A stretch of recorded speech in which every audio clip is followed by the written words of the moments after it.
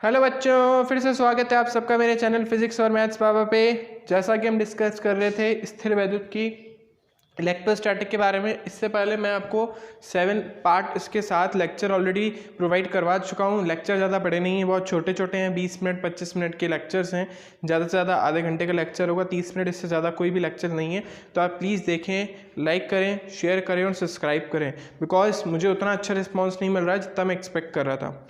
चलिए, इससे पहले एक छोटी सी बात और, जैसा मैंने आपको पहले बता रखा है, अगर आपको नोट्स की नीड है तो आपको नीचे डिस्क्रिप्शन बॉक्स में वो नोट्स प्रोवाइड करवा दिए जाएंगे। इसके अलावा मैं 9th-10th के लिए मैथमेटिक्स का एक और लेक्चर सीरीज स्टार्ट करने वाला हूँ। तो आपके कोई फ्रेंड्स हैं, भाई बहन हैं, छोटे बड़े जो भी हों, उन सबको आप बोलें कि इस चैनल को प्लीज़ ज्वाइन करें। उनके लिए मैंने पर्सनल व्हाट्सएप ग्रुप भी बनाया है, जिसका लिंक आपको डिस्क्रिप्शन बॉक्स में मिल जाएगा। चलिए स्टार्ट करते हैं। तो हमने अभी तक जो पढ़ा है उसके बेसिस पे जो हमने लास्ट टॉपिक ख़त्म करा था, जो कि इस चैप्टर का मोस्ट इंपॉर्टेंट पार्ट था, वो था कूलाम्स का लॉ, यानी कूलाम का नियम। उसको जो उससे रिलेटेड जो न्यूमेरिकल्स बन सकते हैं, वो मैंने कुछ 2-3 न्यूमेरिकल यहाँ पे आपके साथ शेयर करूँगा, और बाकी आप अपनी बुक्स के अंदर से सॉल्व करें। अगर कोई भी इशू आता है तो आप मुझसे या तो टेलीग्राम पे या तो फिर व्हाट्सएप पे पूछ सकते हैं। चलिए स्टार्ट करते हैं। पहला जो क्वेश्चन है वो हमारे पास, दो आवेशों के मध्य बल की गणना करें जब उनका परिमाण क्रमशः 2 माइक्रो कूलाम और 3 माइक्रो कूलाम है और उनके मध्य की दूरी 20 सेंटीमीटर है। Find the force between two charges having magnitude 2 micro coulomb and 3 micro coulomb and distance between their centres 20 centimetre. तो सिंपल सा क्वेश्चन है, नीचे आपको दिख रहा होगा स्क्रीन पे। हमारे पास दो चार्जेस हैं, ठीक है, एक 2 माइक्रो कूलाम का है और एक 3 माइक्रो कूलाम का है। दोनों के बीच में जो सेपरेशन डिस्टेंस है, जो दूरी है, वो 20 सेंटीमीटर। बहुत स्ट्रेट फॉरवर्ड क्वेश्चन रखा है मैंने, कुछ भी नहीं है, सीधा सीधा फॉर्मूला बेस्ड क्वेश्चन है, ताकि आपको अप्लाई करना आ जाए। सो हमने सीधा सीधा जो फॉर्मूला पढ़ा था, Q1 की वैल्यू यहाँ पे कितनी है, 20 micro coulomb, that is 20 into 10⁻⁻6 coulomb. याद होगा आप सबको, 1 माइक्रो कूलाम में कितने कूलाम होते हैं, 10⁻⁻6, 10⁻⁻6 कूलाम। Q2 के बारे में बात करते हैं, वो कितना है, 3 micro coulomb, sorry it is 2 micro coulomb. 3 micro coulomb, ये हमारे पास जाएगा 3 इंटू 10⁻⁻6 कूलाम। उनके बीच का सेपरेशन डिस्टेंस, यानी इन दोनों के मध्य की दूरी है 20 सेंटीमीटर, इसके लिए हो जाएगी 0.2 मीटर। तो F के लिए हमारे पास सीधी सीधी K Q1 Q2 upon R²। K की वैल्यू 9 इंटू 10⁻⁹, Q की वैल्यू 2 इंटू 10⁻⁻6, Q2 की वैल्यू 3 इंटू 10⁻⁻6, और R की वैल्यू है 0.2 का स्क्वायर। सॉल्व करते हैं सीधा सीधा। ये हो रहा है -6 -6 माइनस का 12 प्लस का 9, प्लस का हो गया, सॉरी माइनस का हो गया 3। इसको देखिएगा, 9 गुणा 2 गुणा 3, 9 इंटू 2 इंटू 3। डिवाइड में इसको सॉल्व करेंगे तो आपको नहीं आता तो सीधा सीधा आप इसको 0.2 इंटू 0.2 लिखिए, पॉइंट हटाएंगे तो ऊपर आएगा 100। सो 2 से ही कैंसिल हो रहा है और ये इससे कैंसिल नहीं हो रहा है। 9 3 27 अपॉन 2, और ये हो गया हमारे पास 10⁻⁻1। इसको सॉल्व करेंगे तो हमारे पास जाएगा 13.5, लेकिन -1 की वजह से 13.5 आएगा, और -1 की वजह से पॉइंट जो है आगे और शिफ्ट हो जाएगा, तो 1.35 Newton. So this is the value of the force between two charges. ये भी इस पे इतना ही लगा रहा है और ये भी इस पे इतना ही लगा रहा है। चलिए नेक्स्ट क्वेश्चन पे चलते हैं, जो कि थोड़ा सा इंटरेस्टिंग है, वो स्टार्ट करते हैं। दो धात्विक गोले जिन पर आवेश क्रमशः Q एवं Q है, इनके मध्य लगने वाला बल F है। इन आवेश A व B को क्रमशः एक तीसरे धात्विक अनावेशित गोले C के संपर्क में लाया जाता है एवं पुनः उतनी ही दूरी पर रख दिया जाता है। नए बल की गणना करिए। इंग्लिश में है हमारे पास, two identical conductors A and B are equally charge, their force of repulsion is F. A third conductor is also identical to them but uncharged if first is kept in contact with B and then A. Find the new force between them. तो बहुत easy सा question है। पहले मैं आपको question explain कर देता हूँ, फिर इसके सॉल्यूशन पे बात करेंगे। थोड़ा इंटरेस्टिंग क्वेश्चन है, आप समझिए। जैसे मेरे पास एक दो मार्कर हैं, ठीक है ना, आइडेंटिकल मार्कर्स ले लेते हैं। तो ये समझ लीजिए आप, हमारे पास ये दो आइडेंटिकल मार्कर्स हैं, ऐसे दो हमारे पास कंडक्टिंग स्फीयर हैं, धात्विक गोले हैं, ठीक है, जो कि मेटल से बने हुए हैं, ठीक है। इस पे भी Q आवेश है और इस पे भी Q आवेश है। इन दोनों को मैंने इक्वल डिस्टेंस के ऊपर रख दिया। अभी इन दोनों के बीच में जो फोर्स लग रहा है, रिपल्सिव फोर्स है, इसका मतलब है दोनों पे समान आवेश है, एक जैसा इक्वल चार्ज है। आप चाहे तो प्लस क्यू ले लीजिए माइनस क्यू, क्वेश्चन में क्लियरली मेंशन है आपको प्लस क्यू लेना तो प्लस क्यू लेंगे। तो इनके बीच में जो फोर्स है वो कितना है, इन दोनों के बीच में फोर्स है एफ। अब मैं तीसरा एक और अनचार्ज स्फीयर यानी गोला लेकर आता हूँ और ये तीनों आइडेंटिकल एक जैसे ही हैं, बस ये जो स्टार्टिंग वाले दोनों थे, दोनों मार्कर थे, ये दोनों चार्ज्ड थे क्यू चार्ज से, लेकिन इसके ऊपर कोई चार्ज नहीं है। तो पहले मैंने इसको ए, आप किसी की भी पहले कॉन्टैक्ट में ला सकते हैं। तो जैसे क्वेश्चन के अकॉर्डिंग पहले बी के कॉन्टैक्ट में लेकर आए, जब बी के कॉन्टैक्ट में लेकर आए तो मैंने आपको क्या बोला था, चार्जेस का रीडिस्ट्रीब्यूशन होता है, मतलब उनका आदान प्रदान होता है। कब तक होता है, जब तक दोनों में समान आवेश नहीं आ जाते। तो इस पर क्यू चार्ज था, दोनों में इक्वली डिस्ट्रीब्यूट हो जाएगा, बराबर वितरित हो जाएगा, इसमें भी Q/2 और इसमें भी Q/2। अब ये जो हमारा C हमारा जो मार्कर है, जो जिसको अभी हम बोल रहे हैं C हमारा जो स्फीयर है, उसके ऊपर Q2 आवेश आ चुका है। इसको B के कॉन्टैक्ट में ला चुके हैं, अब किसके कॉन्टैक्ट में लाएंगे, A के। इसके पास भी कितना आवेश है, Q। इसके पास कितना आवेश है, Q/2। तो टोटल चार्ज कितना है दोनों के पास, 1.5 है ना, 1.5 चार्ज है ना, 1.5 कूलम चार्ज। दोनों में बराबर बराबर कितना बटेगा, 0.75 है ना, 3/4। तो जैसे मैं इनको सेपरेट कर दूंगा तो अब इसके पास 3/4 कूलम आवेश आ गया और इसके पास भी 3/4 क्यू कूलम आवेश आ गया। हमारा जो पहला कंडक्टर था उसके ऊपर कितना चार्ज बचा था, Q2। इसके ऊपर कितना चार्ज बचा, इसके ऊपर कितना आवेश आ गया है, 3Q/4। बस इन दोनों के बीच में फोर्स निकालना। चलिए मैथमेटिकली देखते हैं। तो 3 स्फीयर हमको अज्यूम करने हैं, ठीक है। ये स्फीयर नंबर ए हो गया, ये बी हो गया और ये सी हो गया, ठीक है। इनिशियली हम ऐसा मान के चल रहे हैं जैसा क्वेश्चन में गिवन है कि इसके ऊपर क्यू आवेश है, इसके ऊपर क्यू आवेश है और इसके ऊपर कोई भी आवेश नहीं है। तो पहले इन दोनों के बीच में जो फोर्स लग रहा होगा वो कितना है, के। अब Q1 Q2 अपन R लिखते हैं, R²। तो Q की वैल्यू तो Q ही है, तो Q × Q² और डिस्टेंस को R लेके चल लेते हैं अभी के लिए। हमें नहीं पता नया अभी क्या है, अभी डिस्टेंस हमने सिर्फ R ले लिया। ये हमारी फर्स्ट इक्वेशन हो गई। अब जो सिचुएशन क्वेश्चन में दी हुई है, फर्स्ट पहले B को किसके कॉन्टैक्ट में लाते हैं, C के। तो जब आप B को C के कॉन्टैक्ट में लाएंगे, ये हमारे पास B है और ये C। इसके पास कितना चार्ज था पहले, Q। तो दोनों में इक्वली डिवाइड होने के बाद इसके ऊपर कितना चार्ज हो जाएगा, Q/2 और इसके ऊपर भी Q/2। क्यों, क्योंकि चालन वाला जो मेथड था कंडक्शन, जिसके अंदर हमने एक मेथड पढ़ा था जिसके अंदर 2 ऑब्जेक्ट को अपन चार्ज कर रहे थे बाय कंडक्शन यानी चालन के थ्रू, उसमें भी चार्ज तब तक डिस्ट्रीब्यूट हो रहे थे जब तक उन दोनों में इक्वली चार्ज नहीं आ जाते, बराबर आवेश नहीं आ जाते। तो इस B के पास कितना आवेश था, Q। तो दोनों में डिस्ट्रीब्यूट हो गया Q/2। अब इस C को किसके कॉन्टैक्ट में लाते हैं, अब C को कॉन्टैक्ट में लाते हैं A के साथ।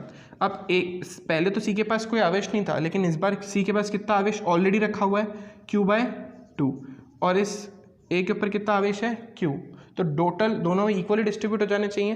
तो डिस्ट्रीब्यूट करने का सबसे मच बेटर तरीका है, आप दोनों के कुल आवेश को जोड़ दीजिए और जितनी भी चीज़ों में डिस्ट्रीब्यूट करना है उसमें कर दीजिए। जैसे 2 में करना है तो दोनों को जोड़ने में कितना आएगा, इन दोनों आवेशों को जोड़ने पे आएगा 3Q/2। यानी टोटल इस दोनों गोलों को मिलाकर के हमारे पास कितना आवेश है, 3Q/2। दोनों पे बराबर बराबर विभाजित करना तो इसको किससे डिवाइड करूँगा, 2 से। तो इसके ऊपर कितना आ जाएगा, डिस्ट्रीब्यूशन के बाद 3Q/4 और इसके ऊपर भी कितना आ जाएगा, 3Q/4। आई थिंक सो आपको समझ आ गया होगा, ठीक है।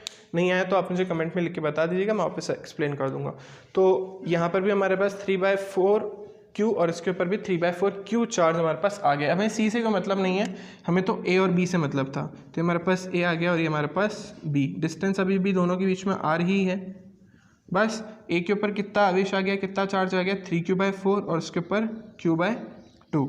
फोर्स का फॉर्मूला, फोर्स न्यू लिख दीजिए, F' लिख दीजिए, जो आपकी इच्छा करे वो लिख दीजिए। तो K Q1 Q2/R²। Q1 की वैल्यू है 3Q/4, Q2 की वैल्यू है Q/2 और डिवाइड में आ जाएगा हमारे पास R²। हमको इसको इस जैसा बनाना है क्योंकि वैल्यू F की फॉर्म में देनी है अपन को, क्योंकि F हमको क्वेश्चन में दे रखा है। तो इसमें से देखिए हमारे पास 3/8 अलग आ रहा है, 3 और ये 4 दूनी 8 अलग हो गया, K Q²/R²। ये पूरी की पूरी वैल्यू समीकरण 1 यानी इक्वेशन नंबर 1 से किसके इक्वल है, F के। तो हमारे पास जो F न्यू है वो किसके इक्वल आ जाएगा, F न्यू हमारे पास आ जाएगा 3/8 टाइम ऑफ F। यानी जो बल है वो पहले के कंपैरिजन में यानी पहले की तुलना में कितना गुना हो गया है, 3/8 गुना हो गया है। चलिए अब जो नेक्स्ट क्वेश्चन हम स्टार्ट करेंगे उससे पहले मैं एक छोटी सी चीज़ आपको समझा दूँ जो आप लोगों ने 11th क्लास में पढ़ी होगी, वो है सदिशों का वियोजन, यानी जो वेक्टर है उसको रिजॉल्व कैसे करते हैं। रेजोल्यूशन ऑफ वेक्टर आप लोगों ने पढ़ा होगा कि जैसे मैंने बोला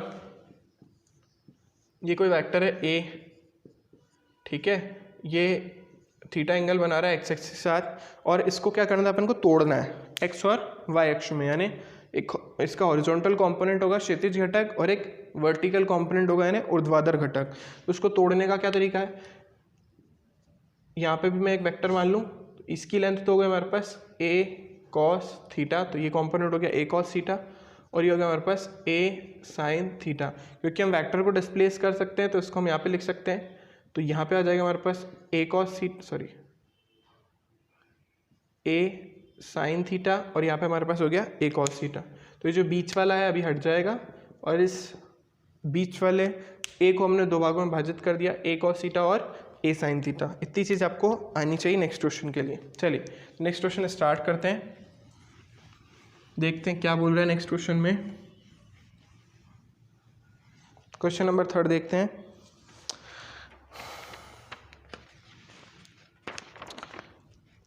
ओके, इस थर्ड क्वेश्चन से पहले एक क्वेश्चन और है, पहले हम उसको ख़त्म करेंगे देन ओके चलिए कोई इशू नहीं है, पहले थर्ड क्वेश्चन कर लेते हैं, फिर उसके बाद एक क्वेश्चन मैं आपको एक्स्ट्रा बताऊंगा जो मैंने शायद इंग्लिश के नोट्स में नहीं लिखे हैं। चलिए देखते हैं। दो गेंदें जिसका द्रव्यमान 200 ग्राम है को एक कुचालक धागे से जिसकी लंबाई 40 सेंटीमीटर है को लटका दिया जाता है। प्रत्येक गेंद पर समान आवेश हैं, इनके मध्य की दूरी 4 सेंटीमीटर है। जब ये साम्यावस्था में हो तो इन पर आवेश की गणना कीजिए। हमारे पास ये है कि हमारे पास कोई भी एक खूंटी है, ऐसा समझ लीजिए आप कोई खूंटी, और उसके ऊपर दो इस तरीके से हमने धागे लटका दिए, ठीक है। तो कोई मेरे पास धागा नहीं है लेकिन मैं आपको बता देता हूँ, इस तरीके से कोई धागे लटके और इस पर दो इस तरीके से हमने लटका दिए, और इस पर दो हमने कोई बॉलें बांध दी, आवेशित गोले, चार्ज बॉल्स जो हैं कंडक्टिंग, उनको बांध दिया। ऑब्वियस सी बात है एक दूसरे को रिपेल करेगी, प्रतिकर्षित करेगी, तो प्रतिकर्षित करने के बाद सीन कुछ इस तरीके का होगा कि वो एक दूसरे से दूर दूर चली जाएंगी, ठीक है। अब हम कह रहे हैं साम्यावस्था पे यानी पोजीशन ऑफ इक्विलिब्रियम पे, यानी या फिर नॉर्मल पोजीशन समझ सकते हैं आप, कुछ इस तरीके का सिनेरियो बन रहा है। इस धागे की लंबाई आपको 40 सेंटीमीटर दे रखी है और इन दोनों के मध्य की जो दूरी है वो आपको दे रखी है 4 सेंटीमीटर, ठीक है। तो आपको बताना है कि इस बॉल्स जो इसके ऊपर लटकी हुई है इसके ऊपर कितना आवेश होगा। चलिए स्टार्ट करते हैं, इस क्वेश्चन को देखते हैं। डायग्राम से समझाता हूँ मैं आपको। भाई पहले सिनेरियो ऐसा था, एक धागे से आपने दो बॉलों को लटका दिया इस तरीके से ना, एक ही जगह से दोनों बॉल इस तरीके से लटकी हुई हैं। अब अगर इनके ऊपर आवेश नहीं है तो एक दूसरे से चिपकी हुई रहेगी। अगर इन दोनों के ऊपर जैसे आवेश आ जाएगा तो ऑब्वियस ही बात है एक दूसरे को क्या करेगी, है प्रतिकर्षित करेगी, रिपेल करेगी।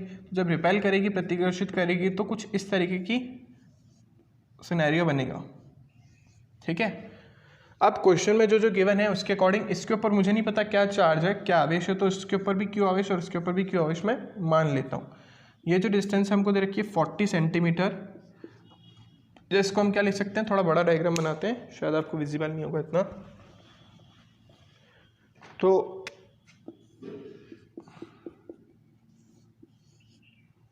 ये सीन है ऐसा कुछ, ये 40 सेंटीमीटर दे रखा है हमें, तो ये हो गया 0.4 मीटर, और ये भी 40 सेंटीमीटर है, और इन दोनों के बीच का जो डिस्टेंस है वो अपन को दे रखा है 4 सेंटीमीटर। मीटर में परिवर्तित करेंगे तो 0.04 मीटर, ठीक है। अब हमको क्या बोला है, हमको बोला है कि इस तरीके से रखे हुए, तो आपको बताना है क्यू आवेश कितना होगा, क्योंकि साम्यावस्था में है तो आप समझे कि इसके ऊपर एक इस बॉल के ऊपर कौन कौन से फोर्स लग रहे होंगे। आपको पता है जब भी कोई चीज़ लटकी हुई होती है, एक तो नीचे की तरफ लगता है जिसको अपन बोलते हैं mg उसका वेट, और दूसरा उस धागे के अंदर एक टेंशन फोर्स तनाव बल, तो दो बल यहाँ पे लग रहे हैं। तो हमको एनी हाउ, अच्छा इसके अलावा एक बल और लग रहा है, कौन सा, स्थिर वैद्युत की बल, इलेक्ट्रोस्टैटिक फोर्स, तो एक दूसरे को रिपेल कर रहे हैं, तो इस पे बल यहाँ पे लग रहा होगा और इस पे बल यहाँ पर। हम एक बॉल को कंसिडर कर रहे हैं, इस पे भी ऐसा ही बल लग रहा होगा। एक बॉल को बैलेंस कर लेंगे तो बाकी सारी भी हो जाएगी। तो इस जो आपको डायग्राम दिख रहा है इसके अंदर हमको क्या करना है, अब इन सारे फोर्सेस को बैलेंस करना है, बस कैसे भी इनको संतुलित करना है। सबसे पहले अपन को पता है जब अपन इस mg के कंपोनेंट करना चाहते हैं, इसके घटक करना चाहते हैं, तो अपन को थीटा की तो हेल्प लेनी पड़ेगी। तो सबसे पहले मुझे थीटा अज्यूम करना पड़ेगा। तो मैं यहाँ पे जो थीटा मान रहा हूँ कि भाई क्योंकि हमें यही थीटा चाहिए होता है, हम इसी को तो आगे एक्सटेंड करते हैं,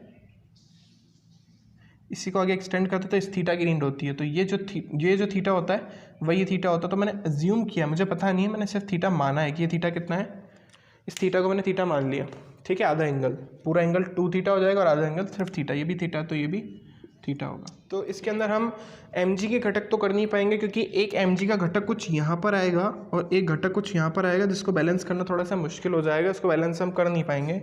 इससे मच बेटर होगा अगर हम t को तोड़ दें, ठीक है। अगर ये एंगल थीटा है तो इसको अगर मैं ऊपर बढ़ाता हूँ तो ये z बनता हुआ दिख रहा होगा, ऑल्टरनेटिव एंगल, एकांतर कोण, तो ये हमारे पास t हो गया, सॉरी ये थीटा हो गया। अब इसके दो घटक हो जाएंगे, एक हो जाएगा t cos थीटा और एक दूसरा इसके लंबवत, यानी यहाँ पे हो जाएगा t sin थीटा। बस अब हम इनको फोर्स बैलेंस करने और हमारा काम हो जाएगा। यहाँ पे जो t sin थीटा है वो किसके इक्वल आ रहा है, f के, और t cos थीटा जो है वो किसके इक्वल आ रहा है, mg के। अब बस सॉल्व करना और इसकी वैल्यू निकालनी है। यहाँ पे जो f है वो इलेक्ट्रोस्टैटिक फोर्स है, तो आपको पता है f की वैल्यू कितनी होगी, k Q1 Q2 upon R square, that is k Q square upon R square, ठीक है।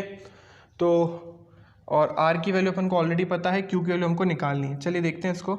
अच्छा, इससे पहले आपको एक चीज़ देखें कि हमको जो नीड है वो t की नीड है सबसे पहले तो, और साइन थीटा की नीड है इस क्वेश्चन के, इस फॉर्मूले के अंदर। अगर हमको q निकालना है, अगर मैं इसमें सब्सटीट्यूट कर देता हूँ, रख देता हूँ, तो t साइन थीटा हमारे पास आ जाएगा k Q square upon R square के।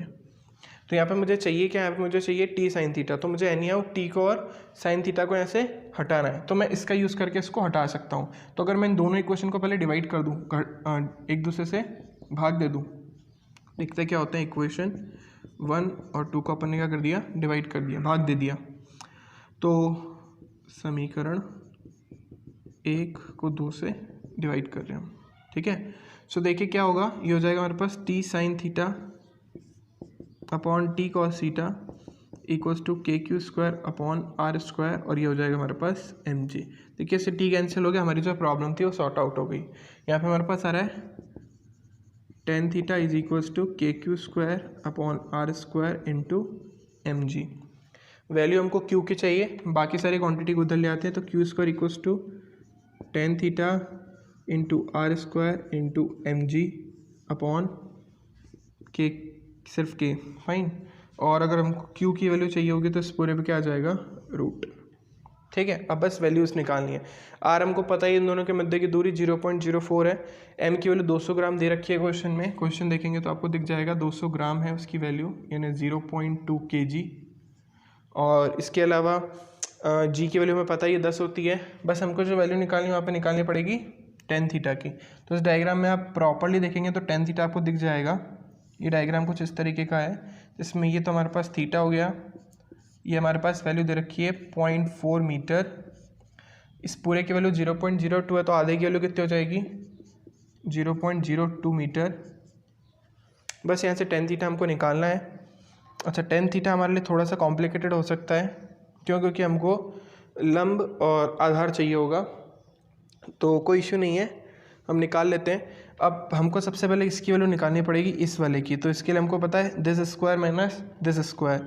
सो अगर आपको थोड़ा सा कॉम्प्लिकेटेड लग रहा है तो मैं ये बोलूँगा आप 40 सेंटीमीटर और 20 सेंटीमीटर से पहले कर लीजिए, फिर आप उसको मीटर में कन्वर्ट कर देना। तो मैं इसको 40 और 20 सेंटीमीटर में पहले कर देता हूँ ताकि ये ईजिली हो जाए। ये 40 था, ये पूरा कितना था, 4 था, तो 4 का था कितना हो जाएगा, 2 सेंटीमीटर, ठीक है।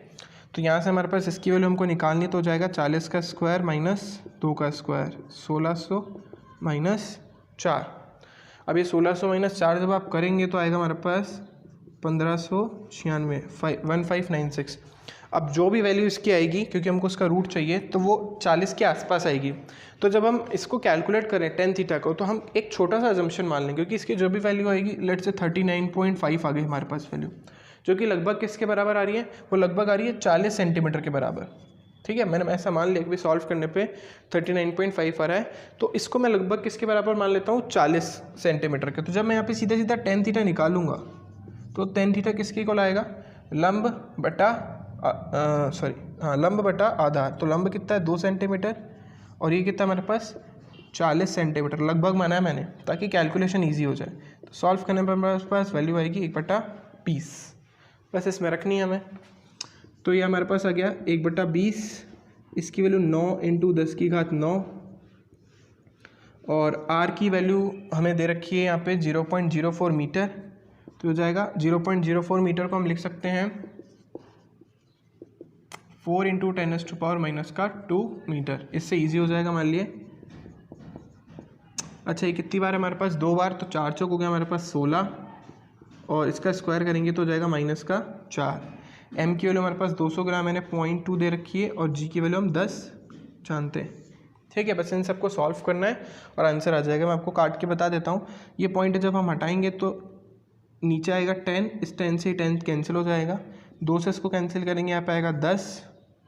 अब बस सिर्फ अप्रॉक्सीमेशन है और कुछ भी नहीं है। अब ज़रा ढंग से देखें तो यहाँ पे हमारे पास 9 और 1 हो रहा है 10, ऊपर कर देते हैं हम इसको। यहाँ पे हमारे पास हो रहा है 9 पावर 9 है और उसके ऊपर 1 है 10, और नीचे हमारे पास आ रहा है 3।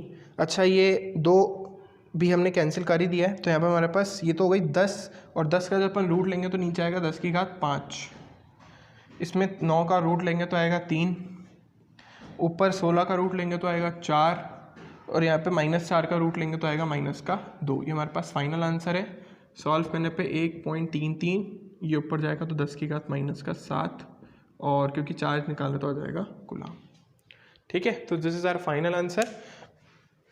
इस वीडियो को देखने के लिए थैंक यू, और प्लीज़ शेयर करें, लाइक करें और सब्सक्राइब करें।